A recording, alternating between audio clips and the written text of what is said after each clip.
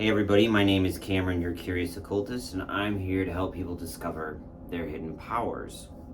So in today's video, I'm going to talk about facing your fears and how facing your fear can lead to your power, and kind of also how moving through fear or even using kind of fear in a way can also kind of be a power to some people. So with that being said, let's get started. So, what does it mean to kind of face your fears? When I'm talking about facing your fears, I'm talking about a couple of different things. First of all, we're going to need to develop and hold on to the tool of bravery, courage. What is bravery? What is courage? It is facing the fear by being afraid and kind of just doing it anyway. So, people, I think, when they think of bravery, they think of courage. They think you're not supposed to be afraid to do things, and you're going to be afraid. It's your body's natural way, especially your mind, of protecting you. In this reality, your mind will use fear to protect you. You can't do that. It's too dangerous. It's not safe. It's too much. Don't do it, and it will try to keep you safe. That's what your mind is meant to do. So it does a good job keeping you safe. But when you combine bravery and courage with also knowing who you are, you can move through different types of fear and face it. And instead of being so anxious that you don't do anything and you're paralyzed and you're standing still and you're like, I don't want to move because nothing good is going to happen and I'm afraid of everything and Instead, what you do is you use your five senses and know yourself to face it anyway. And knowing yourself is really being able to take a reflective look at yourself. I do this, I act this way, I think this way, I feel this way. And you can move through fear in certain ways by taking smarter risks that are adaptive and specifically uniquely tailored to you to move through different fears so that they don't become fears anymore for you. So I love horror movies. I love scary stuff. I love ghosts, witches, vampires, werewolves, horror movies, monsters, you name it, I love it. Well, the things I was afraid of are people seeing me, like really seeing me and being like, okay, yeah, Cameron, you're kind of creepy, but you're also kind of goofy and you're kind of cool and you're lovable and we want to hang out with you. That scared the shit out of me. And like, how messed up and backwards is that, right? To just kind of be like, wait a minute, you telling me nice things about myself and you see me? You see me? Yeah, I like, when someone told me nice things about myself, it actually made me cry because I was afraid to be liked and appreciated and thought I was cool. That's what I was afraid of. I know some of you are probably like, that's what you're afraid of? Really? I was also afraid of having to be a grown man and an adult and having to go live with my parents recently. So I spent the whole month of July at my parents' house being afraid, sitting in the suck. This is also part of the fear. Sit in the suck. Sit in how uncomfortable it is. Some people are afraid of the dark, right? But a lot of manifestation happens in that darkness. It happens in the absence of light. The light exposes the truth to a lot of things and exposes a lot of what we feel we can't see and or pick up. But in the dark, you will also see through fear. And one thing I always recommend with people is just sit in the dark and turn off all sound. That will completely bring in what it needs to bring in. You know what I mean? It will. It'll just be like, oh wow, I discovered so many things by just kind of sitting in the dark and facing it and being about it and looking at it and again facing it. When especially when I talk about facing it is approaching it with your five senses. And if you're doing it one way with your approach and it's not working, time to change your approach.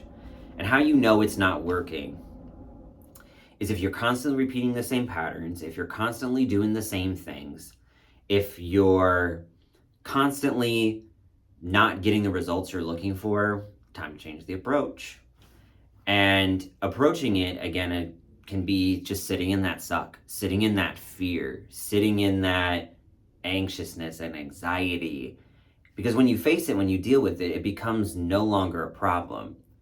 And dealing with it is, again, taking it in through your thoughts, your feelings, your actions, and you're saying, this is who I am. So when I was at my parents', like I was saying, I was picking up on a lot of things, because one of the things I would do is every day I would ask myself, what am I supposed to learn? This fucking sucks. What am I supposed to learn here? These people don't understand me. I don't want to live with them. I don't want to be here because there's limited freedom. At least in my mind, there was limited freedom.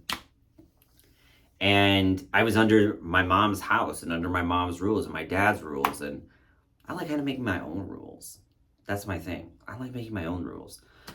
And being there was like, well, you have to do this because we're your parents. And that sucked. That sucked. It was uncomfortable. It's like, I don't want to be here. I don't want to do this. But I did it anyway, and I stayed with them for a month. And it was uncomfortable. And I realized, yes, they were like taking care of a few things for me, which was nice. And I will always have a place to go, which I'm super grateful for. And I will have that kind of safe space now. But what I did was, like, my father, for example. My father is a representation of my life, where he's like the polar opposite of me, but we look almost exactly alike. And my dad was everything I didn't want to be. He's, in my opinion, like a kiss ass, a brown noser, likes to be the head of the show, likes to be the center of attention, the center of the focus. But then when I sat there this time, I got to see some humility in my dad. I got to see how he had changed and grown. Because he talked about a really painful experience in his life, and he was learning to laugh about it and face it his own way and approach it. And he could look at me as I'm a representation to him of the lack of self-expression he could have had. And so with my dad, I sat across the table with my dad. And I didn't say it out loud because he wouldn't be able to process it and deal with it. But I sat with him and I looked at him. And I said, you know what? Just internally, I forgive you. I forgive you. I can't hold on to this anymore. I can't carry this with me anymore. I can't do this anymore where I hold on to this. I don't like you. You don't understand me. Why weren't you a good dad? Why weren't you the dad I was looking for? And instead, changing my approach, I looked at my dad and I said, because you were the way you were, I got to be the way I am. And I thanked him. Because I learned from him. Even if I didn't like it, I learned I don't have to do it the same way he does. It was a learning example of how not to be. So I made peace with that with my dad. So anytime I go back to my parents' house, I go, you know what, Dad? We can take from now, where we're at now, and just move forward. The past is in the past. Let it be in the past. I was living in the past. I'm done living in the past. Because when I leave this earth, I don't want to be a ghost and I don't want any unfinished business. So that was in the past. And then with my mom, I understood with my mom where I got my empathy, my empathic abilities. She would go, I'm fearless. And I just said straight up to her, yeah, because you dumped all your fear into your kids. Did she like hearing that? No. Was she pissed at me the entire day? Absolutely. I was being a mirror and I reflected back what she didn't want to face. But when I faced it and I just kind of said what I was feeling, and I was, of course, my empathy was like, oh, how do I make my mom feel better? I don't want her to be upset. But I did it differently and I sat in the suck. I sat in the suck and I said, my mom's pissed at me right now. I made my mom uncomfortable. She's mad at me. And I'm okay with that. It's a little bit of tension. I didn't intentionally try to, upset her, but I was speaking my truth. And I was, normally what I would have done before is, oh my gosh, I'm sorry. I'm so sorry. Like, how do I fix this? How do I make it better? How do I make it right? No. I sat in the car with her and I was a bit uncomfortable and I said, And instead I made her laugh, which is also an empathic thing to do, to be like, all right, well, let me laugh and make you feel better, but we're both laughing, so it's okay. But I understood how my empathic ability came from my mom.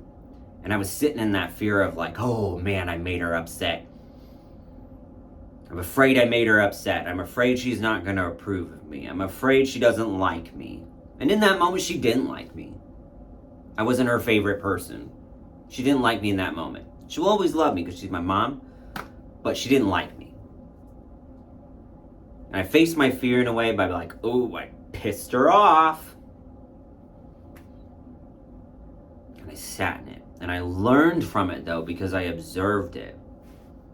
And I took it in with my senses. I took it in with my hearing. I took it in with my sight. I even played some heavy music and I kind of touched the fear a little bit to be like, yeah, see, I made you mad and I'm going to make you a little bit angrier by playing some heavy music, metal music, because let's just let it out. And I started headbanging with my mom in the car.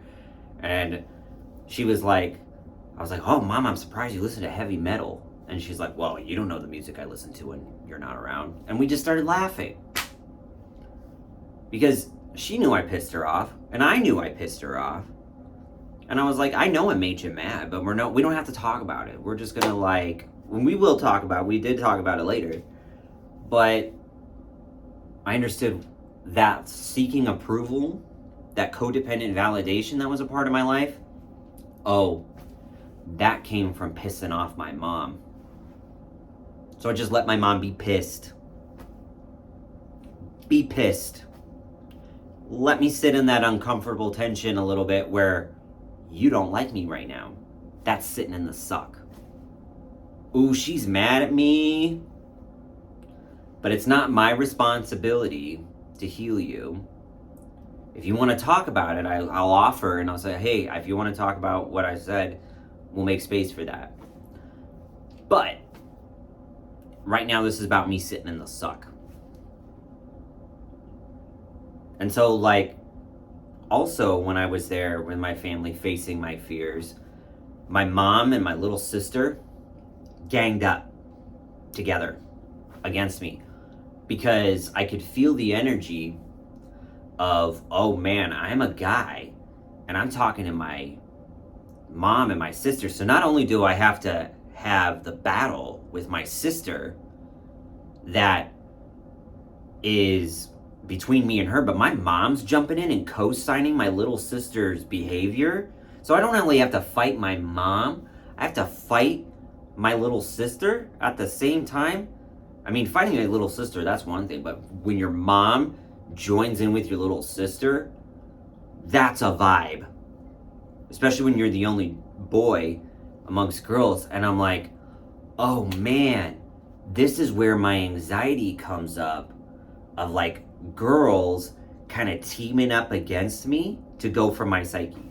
And those were my experiences. I'm not saying all girls do this. Was from a result of my mom and my sisters. And some people, when they do this, they don't even know they're doing it. My mom had no clue. But what I did was, I went off to my room and I was like, oh my God, that was overwhelming. That was intense. And I said, hold up. I'm not done. I gotta go be brave, being afraid that oh my God, they're gonna come at me again. I had to go be brave. I went out in that living room and I made an announcement. I was like, you two, hold up. Did you notice that I was starting to get anxious and my voice was elevating, my speech was elevating when you two started talking at the same time? Did you notice that? Well, came on, and they're both coming at me again. I said, stop. No, this is not about you.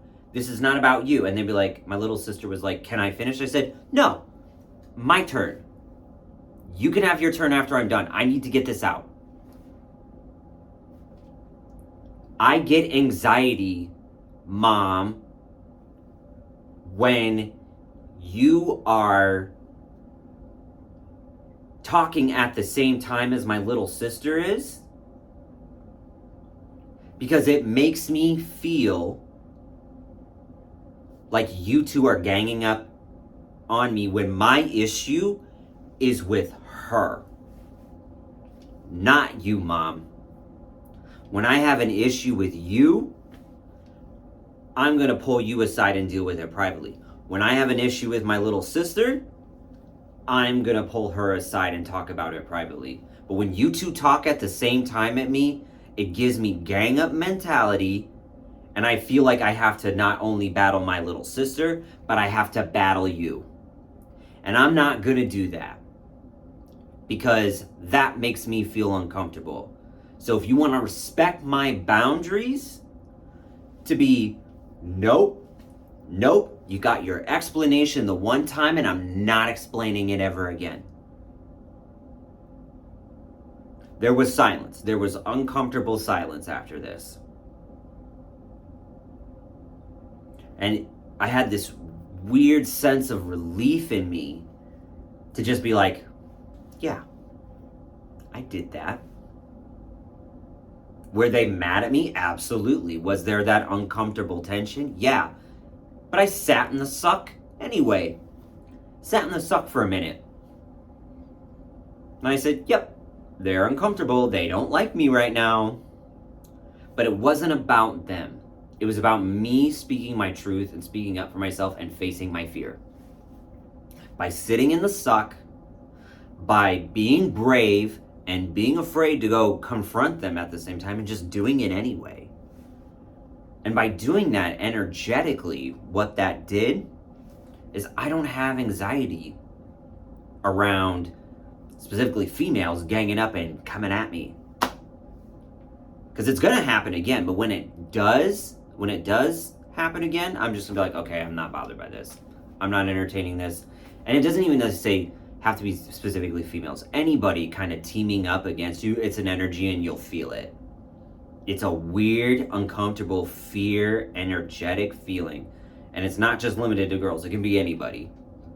Anybody that kind of teams up against you and does that gang up mentality, oh, especially if you're an empath, you will feel it. And it is so uncomfortable. But especially with Saturn being in retrograde, when you face those fears and you kind of deal with it, changes everything. And sit in that uncomfortable suck a little bit and you're just like, yep, this is uncomfortable, this is awkward, I don't want to do this, no, but here I am, I'm just gonna sit in it. Yeah, when you do all that anyway, that's moving through it. Moving through that fear and placing yourself, even like alchemy wise, placing yourself into something uncomfortable so that way when you sit and get through it, it create something more beautiful, and you're no longer uncomfortable.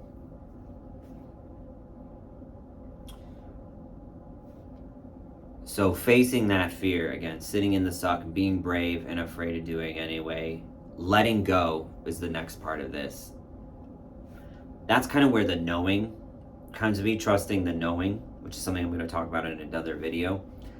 But trusting the knowing is knowing your own capabilities, knowing what you can do, and trusting yourself that you know what to do. You're going to second guess yourself a whole bunch of times. That's normal. That's human beings, right? But trusting at the deepest levels of yourself, knowing, moving through fear and doing these things, it's going to help develop that knowing in you. It's going to help develop trust in you. That, yeah, I did the right thing by me and me only. Because trusting and knowing yourself, especially as moving through fear, is knowing that what works for you is not going to work the same for everybody else. It's just not. But knowing and trusting yourself that you did right 100% by you, despite the fact that people might be a little uncomfortable, because again, I'm saying that mostly your intentions are like, I don't want to hurt people on purpose. Kind of speaking my truth is an important part of my growth and my development. So as uncomfortable as this is, I had to do this for me. That was another part of it. That's bravery. It takes a lot of courage to be yourself and speak your truth, especially in this world today where we're judged by all different people saying, that doesn't make sense, you need to be this, you need to be that, you need to be this in order to fit in, because we're preying on the human pack mentality that if you're outside the herd, you're an outcast, you're a freak, you've been shunned, you are not part of the collective, and you're done. Get out. But in that darkness and in that shunning and in that fear, you can develop things like bravery and courage and knowing yourself. Because at the end of the day, all you have is yourself. You believe in yourself. You can navigate through being shunned and just be like, ooh, yeah, I can do it. I did it. Not even I can do it, because in the deepest knowing, you know you can. But I did that. Yeah. I believed in me, and I did it. So, with that being said, remember a couple things from this video. It's okay to sit in the suck. Being brave is having the courage to be afraid and do it anyway. Knowing yourself, trust the knowing within yourself and letting it go. This is no longer a part of my life. This is not who I am. I'm not doing it. No, and I don't owe you an explanation. Eventually you'll get to that part. So if you guys want to book a reading with me, I'm starting to get into meditations. I'm getting into just doing like tarot readings, and I'm educating people on witchcraft and all of the stuff that I do, so that way you can do it for yourself. So let me help you help yourself. And my info to book readings with me and any types is in the comments below. Please like, share, and subscribe. It helps me out, helps me give you guys more of this information. And I'll see you in the next video. Have a good one.